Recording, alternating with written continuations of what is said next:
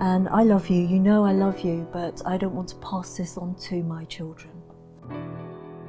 Sarah, thank you so much for joining. Thank you for saying yes. I'm very excited for this conversation. Yeah, me too. So you come from the background of being a relational therapist. Yes.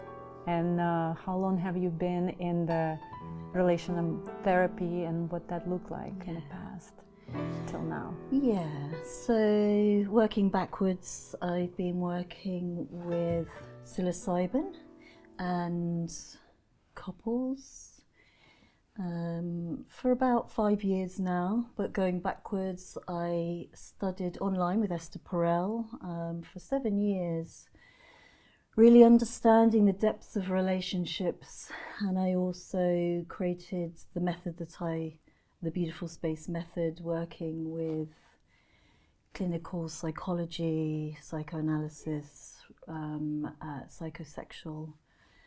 Yet the relationship starts with the self. And so I've been working with natural medicine and plant medicine and altered states for 20 years, really immersed in the self and building this architecture around our wider network and systemic relationships as well. Yeah. When we got introduced, I got super excited because to hear what you do, I've never heard about it before, and it is the psilocybin-assisted therapy for relations, for couples. Yes. So can you share what is the preparation for such a therapy actually looks like? So when couples first come to you to navigate their experience. Yeah. So psilocybin was really important to me because I have a background in plant medicine. And it is something that we start at the very beginning of understanding what the capabilities of psilocybin are and what we treat with psilocybin. So when a couple onboards with me, we will come into somatic feelings of the body. We will look at a fundamental reading list for them to understand what breath work is. The Body Keeps the Score, Esther Perel. The whole program is built on her book, Mating in Captivity. And it is a big part of the history of what we're doing, taking plant medicine for couples therapy. So I go deep into the exploration of their family of origin, childhood story and trauma. And that's the basis of the program. We go deep into that, then we come into somatic work with couple work, so it's bonding work, eye gazing, understanding emotions that might feel in the body, building a language around that, so identifying what the feelings are and learning the language. At the same time, understanding that body coherence of understanding when my partner does this, I do this. And how do I, hold my sense of self? When we come into the high dose of psilocybin, it's individual work. We're on a path to individuation and self-actualization. And this is what I mean about this, a stronger sense of self that psilocybin gives us. So we know when our partner does this, or when I feel this, or I go into a reactive space, I know the difference between me and them. And then, so that's how I prepare couples. That takes about 6 weeks, but sometimes couples need, or individuals will need more therapy beforehand because they're so far away from understanding the holistic nature of the body. Yeah, it's so beautiful what you're describing, because what I'm hearing is like you teaching, you start with self-awareness, right? Yes. So yes, it is about our relation and it is about my partner, but first and foremost, it's about how my nervous system react to whatever is happening in my environment, and in this case, to whatever my partner is doing, right? So it sounds very somatic. You're helping them to understand listen to their body. Totally, out of the head and into the body. Understanding what the body is doing, how we hold other people's traumas, energetic fields, and we come into body coherence, so understanding my body and then understanding my partner's body and what we're saying to each other in a non-verbal way. High dose psilocybin is very interesting because we get to explore archetypes. We get to explore these other realms, which are what I call forgotten memories that are held, which can be ancestral as well. So all of that comes into body coherence, especially for the feminine side, but it's not exclusively, you know, why do I feel so anxious? What is my body holding? Body keeps the score. And what is my mother's story, my grandmother's story, and what of that is playing out in my current romantic relationship? Fascinating. And in the method that you designed, you mentioned that there are usually 6 weeks of preparation.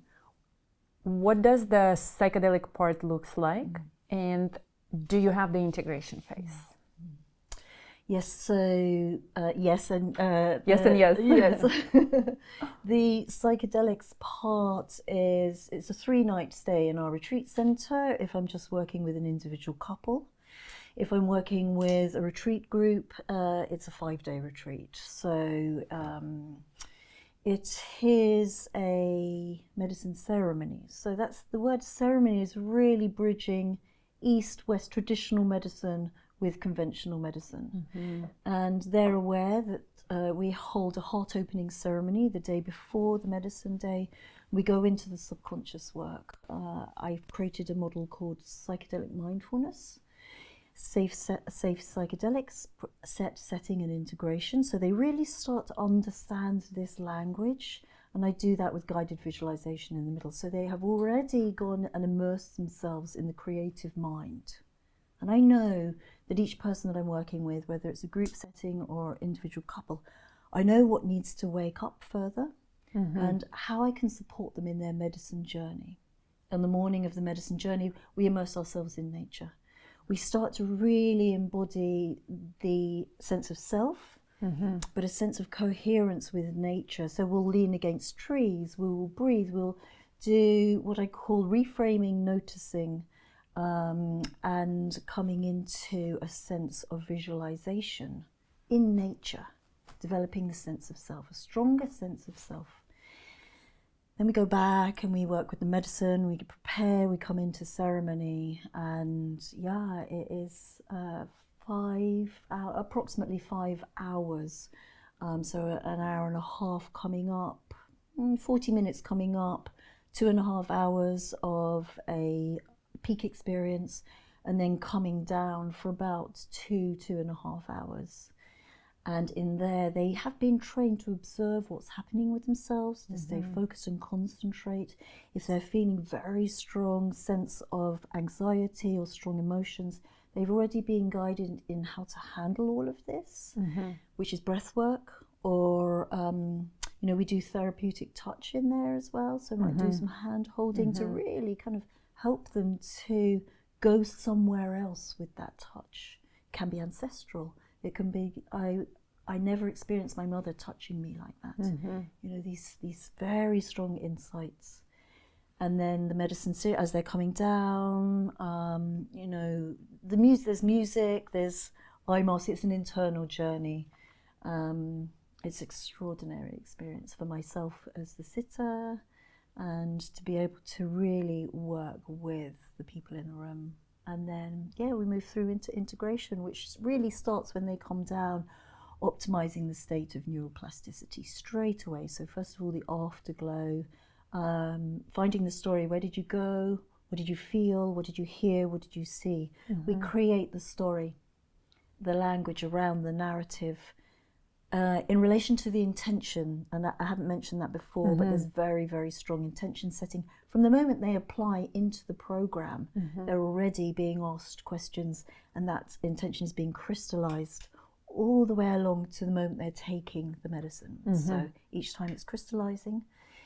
And then in integration, integration starts the next day as well. They're still in a euphoric state, and we're looking at creating the plan. And the integration comes out of the plan, the insight into how do I move on and into that path that is my intention, understanding all of these things that came through the subconscious, applying significance and meaning to them.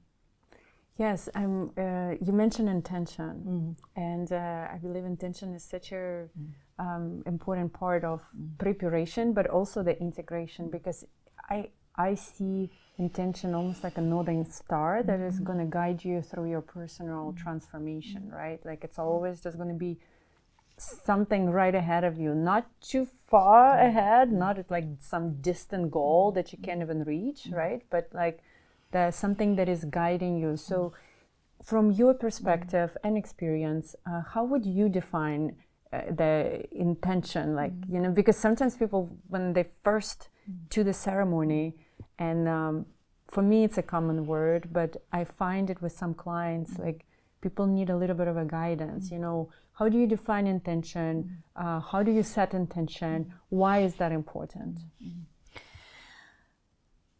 There's so many. It's such a topic in itself. I know. And Come actually, back. I would say it's underrated and not spoken about enough. But the reason why I can talk about it so confidently is because we gather a lot of feedback through all the people who come on and through my program.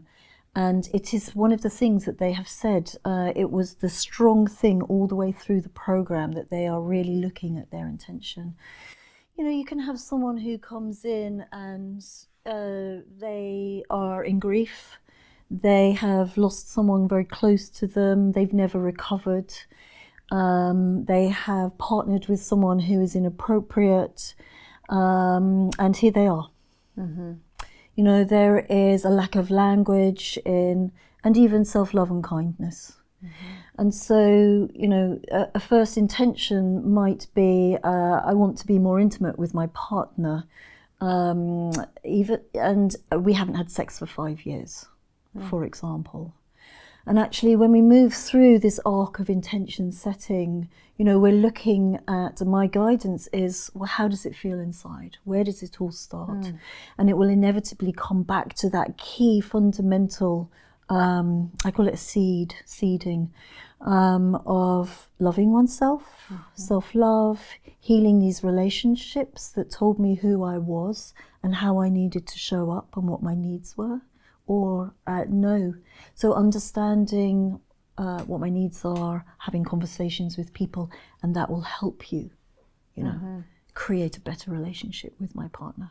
A lot of what happens through psilocybin rather than MDMA, instead of the merged couple, actually I chose psilocybin specifically to bring individuation to the merged couple, so that each individual can find their own sense of balance and self and love, and then they can come together in language and intimacy and bonding.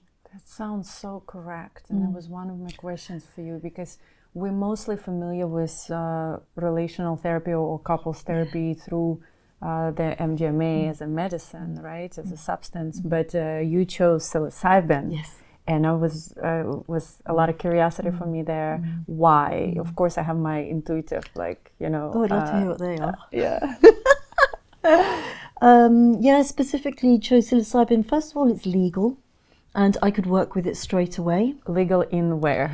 In the Netherlands. Yes, okay. Yeah, so I run a Dutch company, and, you know, trial and error, we set up a Dutch company, we do everything right so that I could talk about my work and the research. We also knew that psilocybin has really good quality research around depression, anxiety, you know, what we might call, from my perspective, subclinical conditions. So that's where we sit in psychedelic wellness, is these subclinical conditions that people come to us knowing my partner drinks too much, or my partner is cold. I don't feel wanted. What's happened to her? She's moved into perimenopause. At the same time, psilocybin is so much of one's own personal journey. And when you take high doses of psilocybin, not just microdosing, it is coming into these huge immersive journeys where all you can do is meditate on what's happening to you, go through it, experience this embodied release, and psilocybin is phenomenal for that. Yeah. You know, and this is so important that you're mentioning. Everyone has to heal within themselves. You're calling it individuation, and yes, coming to themselves, right? Developing a relationship with themselves first and foremost. And when they are whole, they can show up more fully in their relationship. But if there is something that is misaligned, you know, I don't want to call it like alignment and misalignment recently became my favorite words, because I used to use so many different words along like the healing transformational journey in different languages, you know. But I feel like it's not that we're not broken, you know, we're not lost, we're not whatever. We in misalignment. So, you know, being lost, like, what does it mean? Like, it's so scary, like, that you're not even, you know, connected to yourself. But misalignment, and then how do we come back to the alignment? And I believe that the psychedelic medicine has the power of at least showing us the way, right? Maybe it's not that it's going to happen in a session, but that's the intention and trajectory. Come into the alignment within yourself first and foremost. Absolutely. I call it coherence, amplification of the self. This is the Jungian terms. I think when we're looking to create secure attachments, we need to securely attach with ourselves first. And, you know, there's a wonderful body of, I mean, there's so much work around attachment theory, and it's the fundamentals of the Beautiful Space program, but having that sense of calm and where does it feel? How do you feel? How do I take that into a chaotic environment and not lose it? What's the language I might use in order to move back from my partner when they are acting out? To know that my priority is to maintain my sense of self, and that's how I show up in relationship. And that's how we can come into this two very strong sense of self that have this beautiful interactions and bonding and intimacy, which doesn't mean sex. How do we have that and stay in this strong sense of secure sense of self? Psilocybin gives us that. Another thing I'd really like to mention about psilocybin, it's a plant medicine. You know, we can go out into Wales and pick it from the ground, even though it's illegal, and eat it. And we can, and it's what I would call sustainable medicine. So we can, you know, it's not something that's chemical. I think it's something like, we have 60% of our DNA is more similar to mushrooms than it is to other things. It is, you know, it's here long before we are, and it will be here long before us, long after we've gone as well. Yeah, what you're sharing sounds like safety to me. So psilocybin, known to be a safe medicine, right? And there is the safety in a plant medicine versus the chemical substances. Can you share your perspective?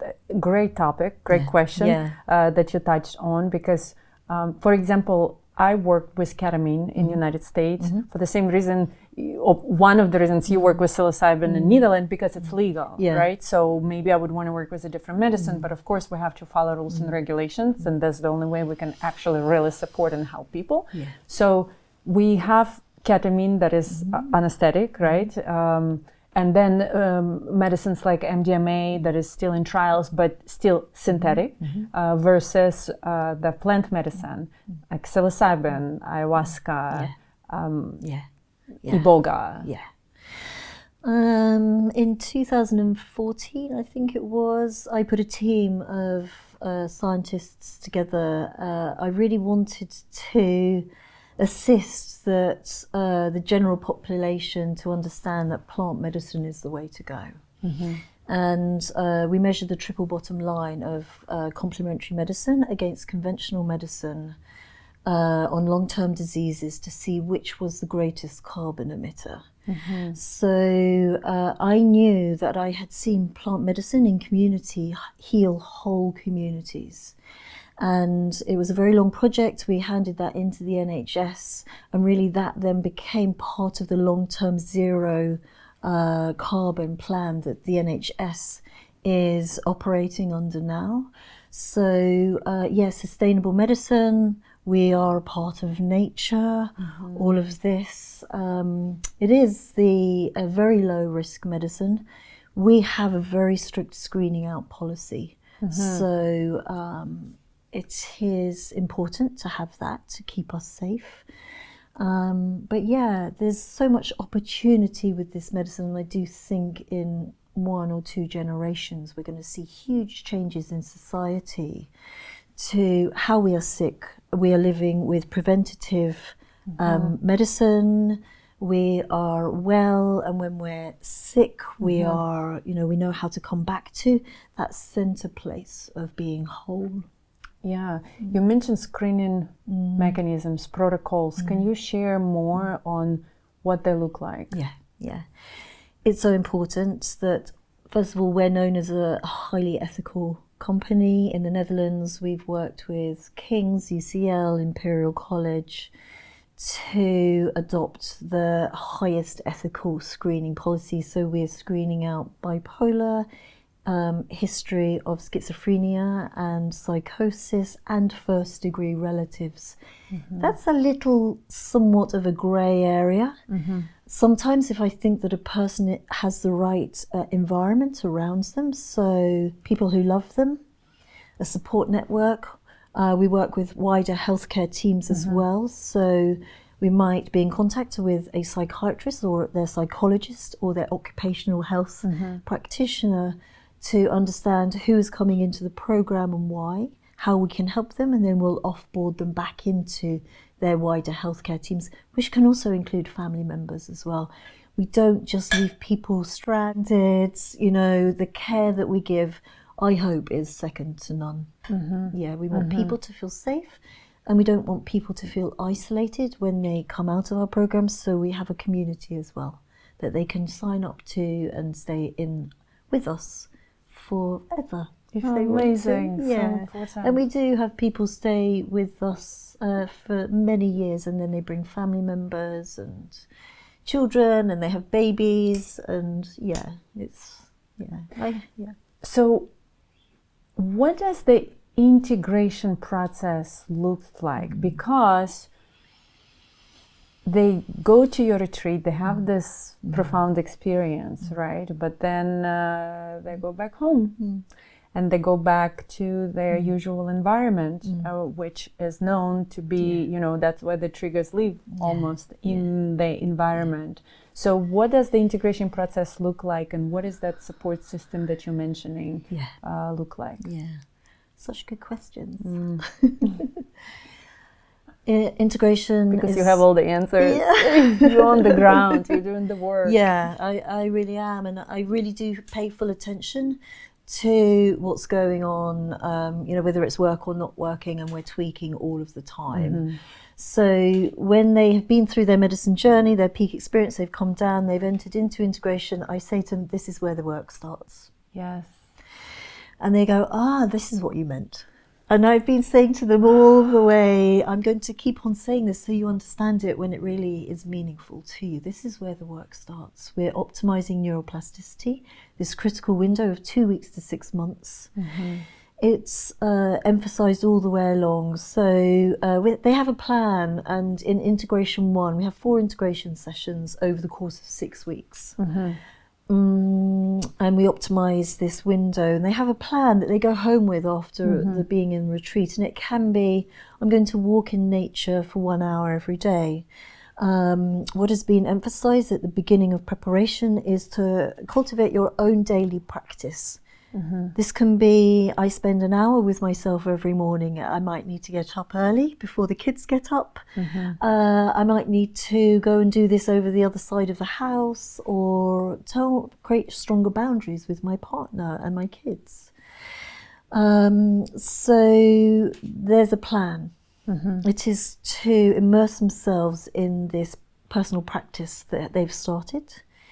And now they have the work, and it is to, one of the very good and effective things is to listen to a piece of music that you heard in your trip that had significant meaning. And so I asked them to lie on the bed or to go somewhere that's comfortable, to listen to it and to notice what's happening with your body, but also to reflect and go to this very specific point that came to you. So I'll call it the optimal point in your trip that gave you this greatest sense of belonging and understanding.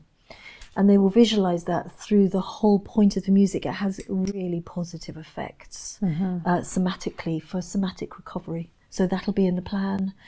If it's the couple, working with the couple, it'll go back into the eye-gazing exercises that they started as the couple practice at the very beginning of preparation. They will come back into eye-gazing, and they look curiously at each other. They see how they feel. They observe what's happening with their partner, and then they share it. What's come up for me? It's an absolutely wonderful practice, and the couple continues to talk about seeing my partner for the first time. I'd forgotten how much I loved seeing the world in your eyes. And these are couples who aren't living together. Someone might have filed for divorce. The kids are doing badly at school. They've lost the language. They've lost all sense of what it was that they loved about their partner. So in this personal couple practice, it is developing that, and that eye-gazing experience continues to develop. And it might be placing my hands in the other and identifying how I feel here and to share it with my partner, but also how I feel here and to share it with my partner. This then takes the couple work into a whole new area of, do I feel safe now that the barrier is down? How do I look at my partner like I love them and hold on to my sense of self, knowing that they want me? So all of that is in integration. Beautiful. What I hear you saying is you help them to develop a personal practice. Yeah. And then we have a couples practice, right? And what I also hear you saying that you very strong in somatic experiences. Yeah. So it's not just let's do more therapy. No, it's integrative therapy that is really relational. Relational nature, but also you're constantly inviting them to come back to themselves and become aware of how they feel. And that's where perhaps, I can't speak for every couple, but I believe in general in human experience, what happens, we become so mentally thought occupied, and we're so disconnected internally from ourselves, right? So we don't feel fully. Of course, in that case, we don't show up fully. We're not present with our emotions. How can we be present with our partner's emotions?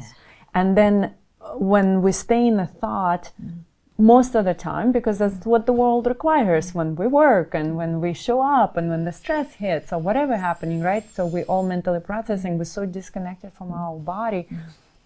That's where the power of psilocybin, the way I perceive it, is that it helps us to connect back to that sense of self. And also, I find it most spiritual experience ever. The spirituality is not outward journey to find God there somewhere. It's the internal journey, finding yourself inside. So that was a very strong reason why I wanted to work with psilocybin as well in the journey to self-actualization, is to, especially when we're working with addiction as well, what is, inverted commas, the cure to all of this? We could say altruism. It is our own spiritual nature, that there is something bigger than us that we can attach to. And when we have that craving or that sense of low self-esteem, I'm going to do that thing even though I know it sabotages me, that actually I can breathe and I've connected with that and I can embody that, I can practice it and I can bring it into my relationship. Yeah, so it is spiritual actualization, and yeah, it works really, really well as a sense of connection between the couple who have what I, might be distressed and in conflict. You know, what else is there other than arguing? I don't know how to relate to you. What's the language when I grew up in an environment like that? When we're looking at psilocybin and consciousness and the language of what that actually means, it means I'm terrified when I am about to disappoint you. Oh, that just moved me emotionally. And I'm being moved because you're being moved now. We're all being And how do I talk through that with my partner? How does my partner hold on to themselves and even move to tears and hold on to their own process? This is a whole new way of coexisting. And it's being so tender with each other that we can get through this together, and we're doing it for the next generation. What kind of ancestor do you want to be? How do you want to be an elder in your community? How do we represent and model something that we know needs to happen in society when we weren't modeled that as children or in culture? Thank you. You mentioned you also work with, let's take a breath. We all got moved to. Is that pressure of disappointment is really like hit hard, right? It's it can show up as anger, but it's not anger, right? The underneath sadness. is that fear of disappointment. I can relate to that. I believe I've seen it in a personal relationship. And how can we only hope that we can recognize that in the moment of the heat, right? When instead of seeing the anger, we can actually see through. We can have enough. And you tell me what it takes. You know, I'm guessing here, but I would believe it takes presence, right? It takes presence. It takes that connection. If we don't get disconnected internally and we stay connected, sounds like that's what you're teaching people how to do. And how can, in that moment of, you know, perceived conflict and heat and anger, how can we see through that it's not anger that tries to hurt you, that it actually pain that already is hurting? It's two things. Reverting to the practice, residing in the breath, understanding what's happening. And it is being able to hold that state of vulnerability. So what happens with the dissolution of the self, it is, this is my childhood wound, this is mine, this is what happened to me. And very often we, as entering into a romantic relationship, we haven't had those conversations. We haven't wanted to be vulnerable or show up, or we don't know if our partner can hold us in that. And it is being able to then be in our raw selves. I know that that thing happened to you and your mother, or you were never looked and admired by your father. And therefore, when I rage, I need this internal rage to come out, particularly as women, but it's not just women, it's men. I need you to know it's not about you. Don't take it personally. Can you love me anyway? Powerful. I'm going to get personal here on myself. I'm talking to a very powerful teacher over here. I can't help myself. If I never felt admired by my father, I've never heard that before. Is that where potentially the trauma can stand? Absolutely, the root that cause. The issue with the father, a daughter. I have a father.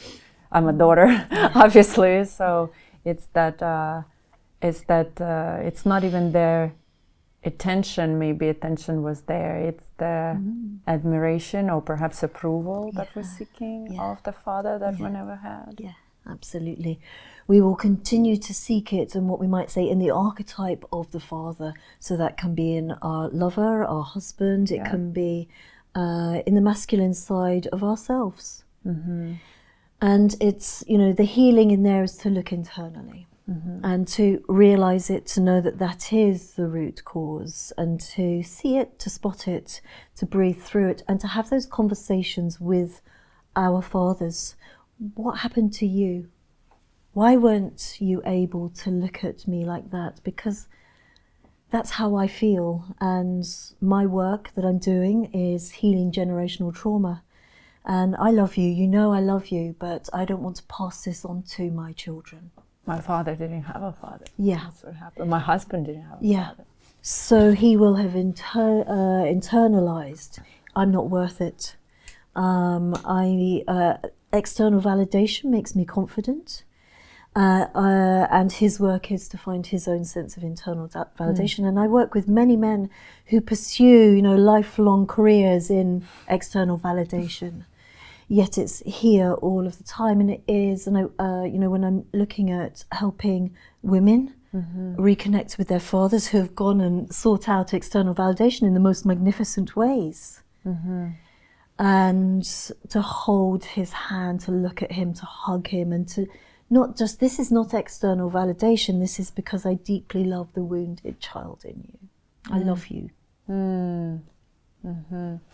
And how can you advise for someone to heal that wound if their father figure or patriarchal archetype is no longer in this body? So if they passed away. Yes. It's all energetic. Do you believe in that? I don't, but the ancestral work. Have you taken, what's the highest dose of psilocybin you've taken? Ayahuasca has been my medicine. Okay. I've had psilocybin journeys, but ayahuasca has been, ayahuasca and ketamine has been the healing medicine. Yeah, okay. We can set our intentions to work with people who no longer live in this world. And it will come to us. We can do that work in what I call the dream time. You know the dream time? Yeah. In multi-dimensional existence, in our trip, we can heal in this time. My work is to help people to recognize it in their everyday life when it comes to them, but to specifically in this 5-hour trip, to when they see these moments, to go in and do the work. And it is to repair these relationships. Essentially what people are doing is to have those conversations, to understand why was that person like that, and to forgive them. And to forgive that line, because this is where it stops, right here, right now. I'm making a contract with myself and with all of those ancestors that passed this gift onto me. I'm changing the language. I love you anyway. I look at you compassionately, and I hold you in, you know, in love. And then we turn and we break that tie. Yeah, it's beautiful work. Powerful. You also mentioned you work with addiction, and my research is actually focusing on addiction recovery through psychedelic-assisted therapy. And I do look into the integration phase specifically, but I still explore and study addiction. So do you use psilocybin as a medicine for addiction recovery? And if so, how do you, in which way psychedelic medicine can help to heal addiction? Yeah, very good question. You know, having these out in the public domain helps. I always see that the work that we're doing is quite educational as well when we're putting these conversations out, because my work is so finely tuned. I'm finely tuned as a practitioner, and I can hear things and nuances and the spaces between the words and the breaths, and I can go there as a therapist. And it is being able to know how deep you can go with your line of inquiry. Yeah. So when we're looking at addiction, and I think addiction is such an interesting thing to look at because it's in all of us. It's the seeking of the dopamine, it's the motivation. If we can address that and know what it is we're all addicted to in this modern world, then, there's a key, there's a doorway that we can walk through in. But, how do I work with psilocybin in integration with people who, in my world, in the subclinical world, we might call it overuse of porn, alcohol, working, scrolling. This is endless. Eating, sugar, eating, gymming, exercising. Won't be me. Don't. Being nice, wanting to be liked. Wow. Ambition. It is, there's a window in the medicine experience, and it is this sense of surrender and being. And my work in preparation is to help them recognize it when they have experienced it. And many people who have just come for a 3-month journey and they haven't done therapy before, they will have done our preparation in reading. So they'll start to understand about the mystical experience or shared mystical experience. And my work is to help them redefine and to be able to return to the mystical experience in integration, to feel whole, to feel that I am enough. And so, for example, naming some behaviours, porn addiction at 5 o'clock in the afternoon, smoking cannabis. This is high functioning. Who's out there in the world smoking cannabis at the beginning of the morning at various times throughout the day. They want to give up that. They want to return to being very present with their wife. Their wife has moved into therapy. They're still sharing a bed. They're still having sex. It is to recognise what happens at 5 o'clock in the afternoon. What happens to me then that I feel I need that thing which can be my internal world of secrecy, my internal world where the big outside world doesn't need me, where I can just go into this playful nature of myself. Yeah, I don't want to do that thing anymore. It is to go into that place, this personal practice, to place yourself in a different part of the house, the room, the office, to lie on your daybed, to put in your music, and to go to this place in your internal imagination, your creative imagination, where I felt euphoric. To instead place the dopamine that you've been seeking to this place of serotonin, this place of having arrived and this ecstatic state. So to do that for at least 1 month. It's phenomenal, the results. For the cannabis in the morning, it's to recognize what happens at 11 in the morning. What do I need to do the night before? Do I need to put my running shoes out by the door? Have you read Atomic Habits? No. It's a really good, I read the Dopamine Nation, and she on Lamke. So it's to interrupt the cycles and the patterns with this new lifestyle medicine. But first of all, you have to recognize. And also, that if we return back to old cycles, to recognize it, to forgive ourselves, to be compassionate and start again the next day. It is also to have those conversations with people around us. Addiction is so hard to break. And there is high stigma around addiction. So the way I understand it is that a lot of people trying to hide it for as long as they can. It's not something that you can easily have a conversation with. Even without the addiction, look how you know it firsthand, because you see people who are struggling with intimacy and vulnerability. Like it takes tremendous amount of courage to come to even relational therapy, right? But addiction is, they will hide it for as long as they can manage it.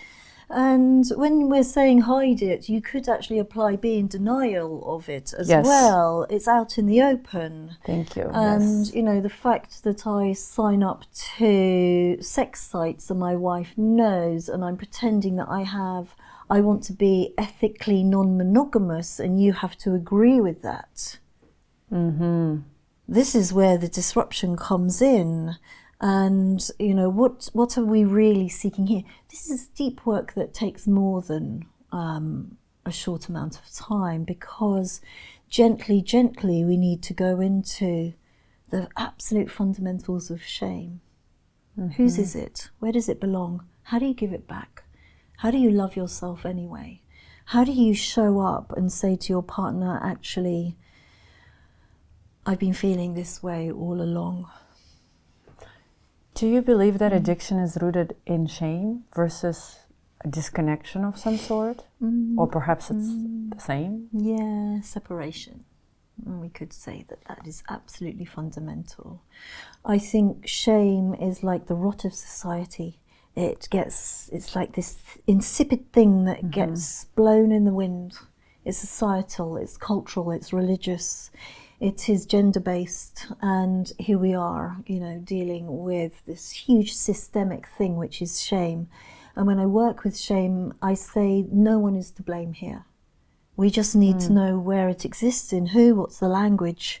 How do I feel when someone says that thing and I go inwards? How do we take a breath and say, okay, they're actually referring to something else. I'm not going to take it personally. I'm going to keep on showing up. I'm going to breathe through it. And I'm still doing my work.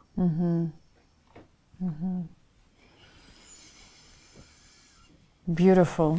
That's what are we on? Oh, we are. Oh, okay. I'm glad I looked.